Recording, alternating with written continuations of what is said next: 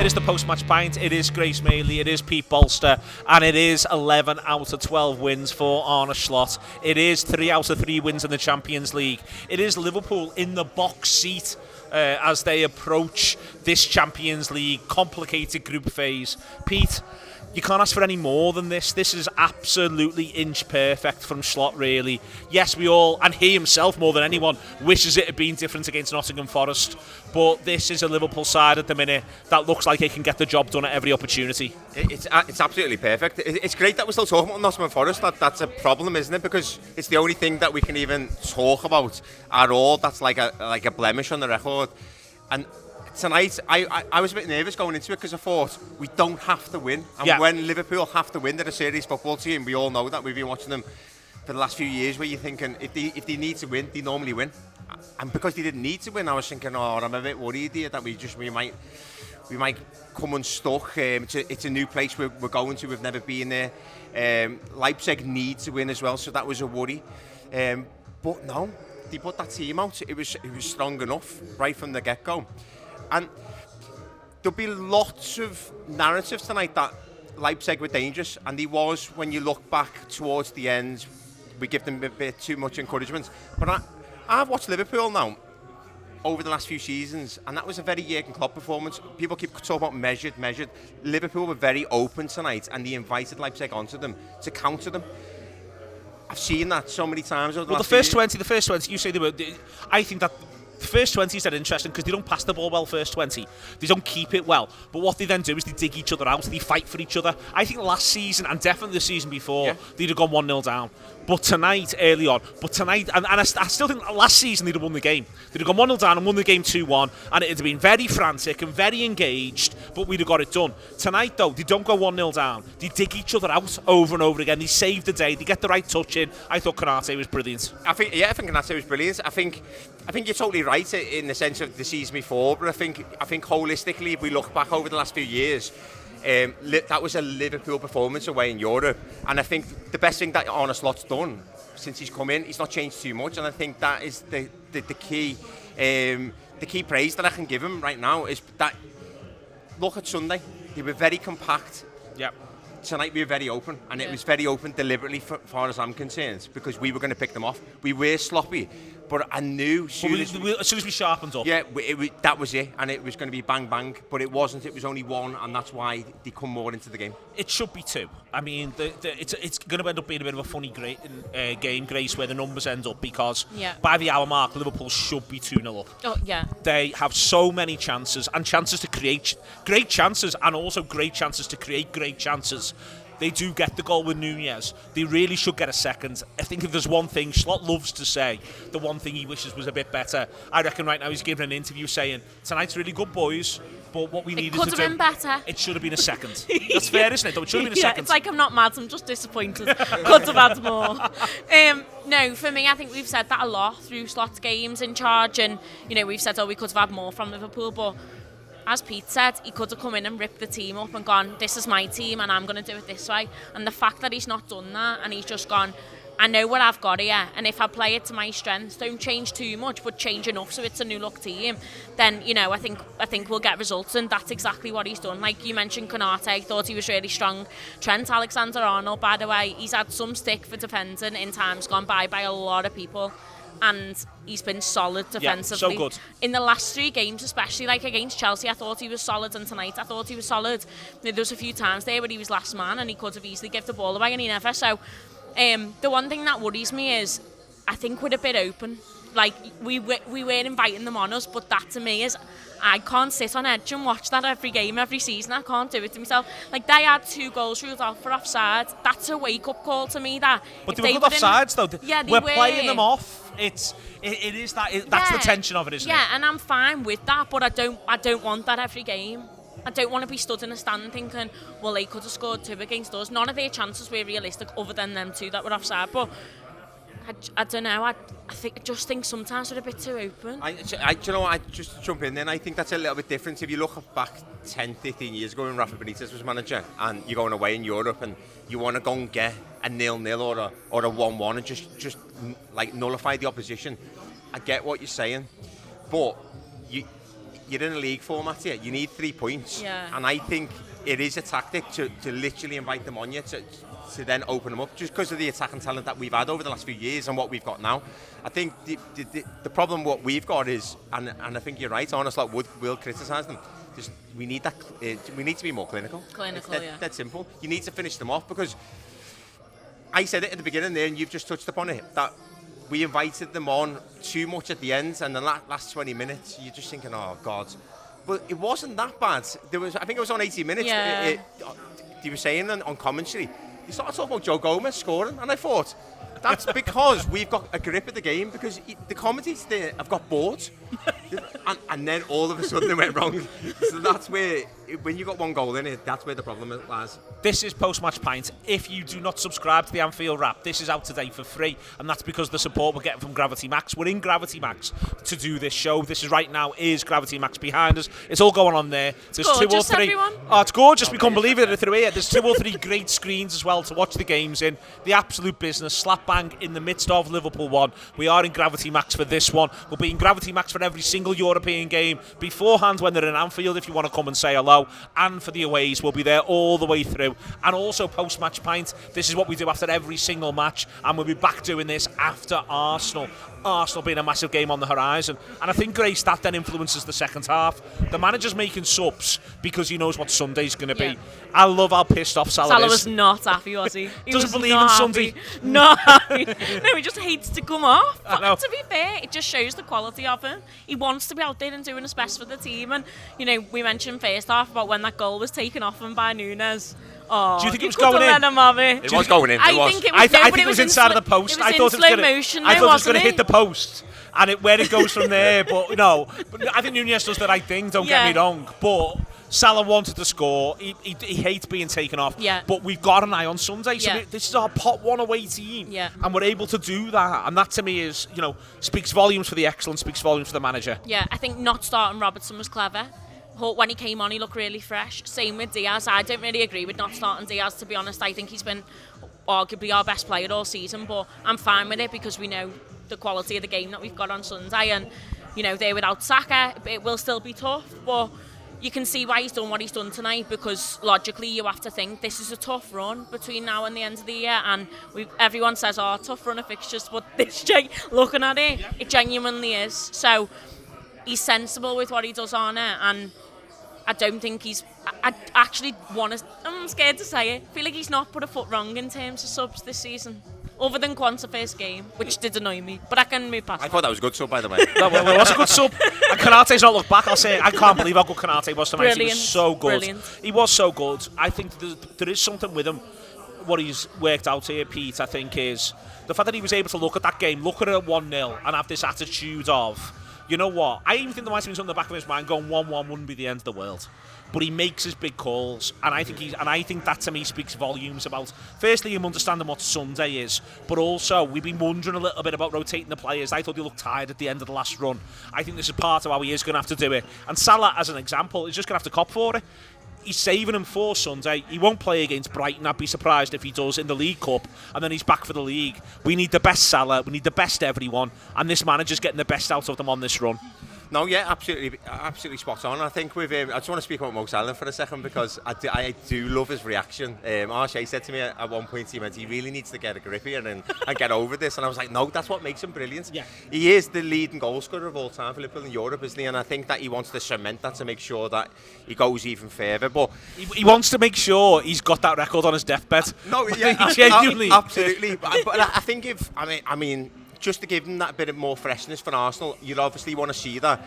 I think if there's one player in the team over the years, it is Mo Salah, that you think he can go again and go again. He just seems so robust, doesn't he? So if he stayed on, I wouldn't have minded either. But the one little bit of thing there that you talk about with Canate is that should he have started, well, he's just give that fantastic performance. So yeah, he should have started, but you do worry with his injury record and him going again and going again. But I'm trying to not be boring here and say about how open we were, but that's because of Canate's one-on-one defending. Yeah. So he allows you to play that way. Him, yeah. So on a slot there, he's looked at Van Dijk, he's looked at Canate, and he's utilised that tactic. As in, go on in, have a go. Because Absolutely. But also the football players, Pete, this stuff drives... I thought last season, genuinely, we all love the previous manager. I love the previous manager. I've written a fucking book about him. I love him to pieces. I think he's great. But I still do not understand entirely what was going on with Canate last season. Footballers want to play football. Wrapping them in cotton wool doesn't help them get rhythm. I said on our show on Monday, Canate will start this one tonight. And I also said Gravenberch and McAllister will start because he wants that bedrock of 5 players, the goalkeeper, the 2 centre-halves, the 2 centre-mids, to get to know each other and to play with each other. Footballers have got to play. We can't do intensive training before Sunday. So Canate plays. I'm fine with it. I understand why people get a bit nervous because of the injury records. But football players have got to play football. That's what they want to be doing. They don't want to be wrapped up in cotton wool. No, you're totally right. It's funny that, isn't it? Because I always think that with Diogo Jota, so 2 different footballers, I always think you've got to play him until he is injured because I think it's inevitable. So it depends on how you perceive the situation. It's going to happen at one point, so you might as well just play him anyway. If you can prevent it and you can rest him, then fair enough. I think because he's such a key player in that back line, I think you're a bit more nervous. And when you've got 5 or 6 forwards, you might be a bit more of the attitude than I've got towards Diogo Jota. But I think with, like I just said, when Canate's on it, he's world class, isn't he? He is really, really up there. But I think the best way to keep him on it is to keep playing him. He's on it at the minute because he's got rhythm. He's got complete. But I think that about Darwin Nunez, you know. I think the more you play I think him, he's going to be playing and Sunday. I have been as harsh as critic on pods. I've said he's not clinical. You want to watch Pete? But well, go ahead. No, Peter's double me. You've been his second harshest critic. I'm not that sober, Darwin Nunez. You can say what you want. No, but I've said he's nowhere near clinical enough, and I was concerned about when Slot come in, how different he was going to be, and how he was going to whether he was going to change, and whether he would become more clinical. And I think he only gets that through rhythm. Yeah. And by playing him more and showing him, we do have the confidence in you to do this. And all right, Jota's injured, so you've got no choice. But at the same time, it's like just let him have a go and see what he can do. And he gets a goal tonight. He also hit the bar, so he's building on it, isn't he? He's building on it. Also, God loves a trier. But I think he plays ever so well over the course of the game tonight, Pete. He really does.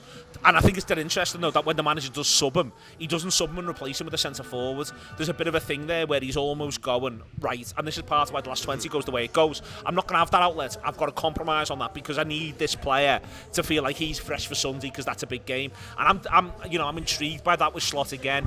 It will be the easiest thing in the world just to run Nunez for 95, hope Jota's back, or just hope that he can do another 60. But again, I think it's a big call. That's dead suggestive. He understands what's on the horizon. Yeah, it's a great little mind check if that's what it was as well, wasn't it? To make sure that he feels valued. I think if we talk about Darwin Nunez's work rate, he is a runner anyway. I think that he wants to run. Yeah, he's always been like that. And we talk about confidence. I'm really stuck with confidence because he's confident for 15 minutes and then he's not confident for the next 15 minutes, so it's not even game by game at times. So when people say he scores a goal or he scores 2 and then he scores the next one and then we're going to see a run now, it doesn't happen. Well, it hasn't happened yet. Yeah, it hasn't happened yet. But what I have seen a little bit of a difference with Slot is that the fact that not everything has to be forced through. So sometimes when Darwin Nunez is getting the ball in the number 9 position, he's sort of holding it up or he'll play it back to a centre-back, and that's all right. But with Jurgen Klopp, it wasn't. It was like, we need to get the ball here, play it down the right-hand side or the left-hand side very quickly, and that transition needed to happen. So with Slot, it's sort of, I'm going to go against some of the things I've said about Darwin Nunez, but it sort of suits him more in that sense because all he needs to do is keep possession, and that is more value because we don't want to lose possession where, like I've just said, it's quickened up with Klopp. Couple of other things I just want to pull on, Pete. Again, passing first 20, I thought there was a number of them that were real offenders, for want of a better word. No one passed the ball well first 20. Thought Trent was terrible. But the thing that Trent does is he doesn't stop. And he keeps trying to play the big pass, and he keeps trying to play the big pass, and then suddenly 25 minutes it clicks, and then it clicks, and then it clicks, and then it clicks. I think it takes some courage, that. I think it's easy to say, oh, well, you just keep trying to be yourself, play your own game. But if you're playing balls 30, 40 yards, and they're not going to where they should be going, it'd be the easiest thing in the world just to start to play it simple. What I love about Trent is he never compromises. He still wants to play the big pass. He still wants to make it happen. And so today, as I say, he stank the gaff out, I thought, first 20. But then for the following 60 minutes he was on the pitch, I thought he was the absolute business. Yeah, I totally agree. It was him in particular, wasn't it, that kept giving the ball away, but that's because he's brave on the ball, isn't it? Yeah. And it's because he's so creative and so valuable to Liverpool Football Club that we want him to have the ball, so we give him it. all the time. I think someone said after about 10 minutes that Liverpool have settled. I don't think we settled. I think we settled half an hour before the game. I think that's what the problem was. I think it was a bit of complacency in there because we are European giants, and I think sometimes we forget that. I think because we're so emotionally involved with Liverpool and we want them to win, that we forget how big we are. We've just turned up to Leipzig. That will be one of their biggest games of their history. History, yeah. Dead simple as that. And I think we were so calm that we were too sloppy. But like you said, we played and we played ourselves into it. And I just knew it was going to click. And the only surprise I've got in the game is that we didn't score more. Yeah. The other one who, again, I think he has a bit of a difficult first 15, Grace, and then suddenly he's central so much, is Gravenberch. It's a different journey to Trent. Yeah. We've watched Trent be brilliant for 5, 6, 7 years. Gravenberch now, we've watched him be brilliant for 5, 6, 7 games, or more accurately, 11 games at this point. But I thought he really grew into that period when Liverpool were on top, that 60 minutes when Liverpool dominated the game. One of the big forces in that was Ryan Gravenberch. That is the best of Ryan Gravenberch, isn't it? It's what we've seen all season. On Sunday, he turns someone and everyone just goes, I'm so used to it now. The first time he did it, we were like, wow. And now we're like, oh, he's done it again. Like, we're just so used to it. But thought he was defensively solid today as well. He put a few good blocks in and, you know, that's what we need from him. We don't just want his forward ability, we want his defensiveness as well. I want to touch on the keepers. Because both of them. So, Galaxy used to play for us, was with us, right? I don't think we gave him a chance. Some of them saves, by the way, world class. Yeah. Like, he's a good keeper. He does brilliantly against Gakpo. Well done, John Ackerberg. Brilliant keeper. Yeah. Superb goalkeeping coach. And Kelleher, again, some outstanding saves, especially towards the end. The deflected one when he's backpedaling is just a belter. Wow. A lot of keepers let that go or can't get the feet right or can't see. He does brilliantly. But a lot of what we've done well under Slot starts at the back. It starts at your goalkeeper and it builds forward into your players like your Ryan Gravenberch, and then it goes even further forwards and your confidence builds into Nunez. And I think that even when your number one keeper is out in Alisson, I'm no longer concerned to be like, oh, let Kelleher have a go. The first time he did it in the League Cup, I was like, oh, I don't know where this is going to go. But now I've got my full trust in him because he's shown what he can do, and that's the most important thing. Like, honestly, some of those saves, I was like, wow. Yeah. Wow. They were great saves. Yeah. The one he comes out for his feet and then straight with the deflected one straight afterwards, absolutely brilliant. Yeah. But you're right about Galaxy as well. Yeah. You know, it's for me, again, it shows, again, we can criticise, well, or feel as though it's a shame Liverpool didn't get a second, but sometimes you've got to give the opposition credit, and Galaxy deserves credit. Yeah, 100%. And, like, not even just the fact that he's come from us. If he hadn't come from us, I'd still be saying it. Yeah.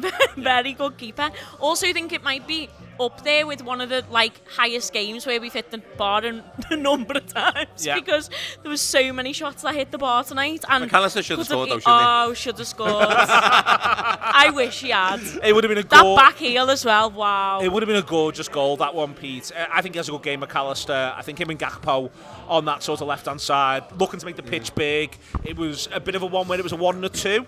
A lot of this season it's been 2. That Sart and 1's gone and Szoboszlai. But McAllister was very close to Szoboszlai all the way through, I thought, and close to Gakpo. He went up that end, and I thought that McAllister and Gakpo really hurt them. Yeah, absolutely. We saw the buzzword, isn't it, over the last few months is measured. I think Gakpo's definitely more of a measured footballer than Diaz. Diaz is explosive, isn't he, on that left wing, and I think Gakpo links up really well with the lot of them. I think what I was going to say before was about McAllister was, we spoke about Trent. Trent was the trier in the sense of, and the brave one. I'm going to get on the ball, I'm going to do this, I'm going to do that. McAllister calmed everything down. He was just calm as anything the whole game, and it was him. Apart from the yellow card, that was mental.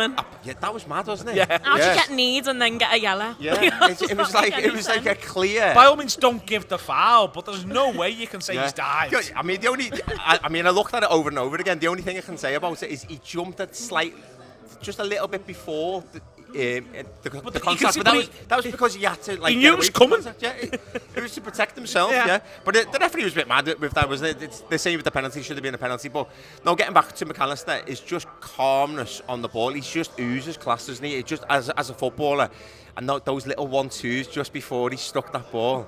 Oh my God! Like the best goal that never was. I mean, I've said that before, but that might have been that just was, it. Yeah. Just one. Player of the match. Have a think about it. We are at Gravity I'm gonna Max. I'll do think it about again. We are at Gravity Max. Very pleased to be here. Had a really nice evening all the way through. And they are the reason why this post-match pint is available to whoever wants to watch it. And we'll be back with more post-match pints after the Arsenal game. I'm going to put Grace back on the spot. Player of the match. Canate. I think that is the right answer, but Pete might say something different. No, I think it's the only answer. I think he was fantastic. I think he was like a captain tonight and like got a grip of the game and controlled it, bossed it. Right at the back. Passed it great into midfield as well. Yeah, passed it. There was just only one little tiny mistake when he come out. I think that's when Kelleher made those saves. Yeah. But I only think he genuinely made that mistake just so Grace could talk about Kelleher. So I think he set it up. Thanks, There's an assist there as well. He had it all planned out. It's been an absolute pleasure. Thanks for Jordan for looking after all the images and the sounds. Pete, Grace, it is post-match pint. Thanks to Gravity Max as well. I'm Neil Atkinson. We'll see you very soon. We'll see you after Arsenal because trust me, my friends, that is the big one.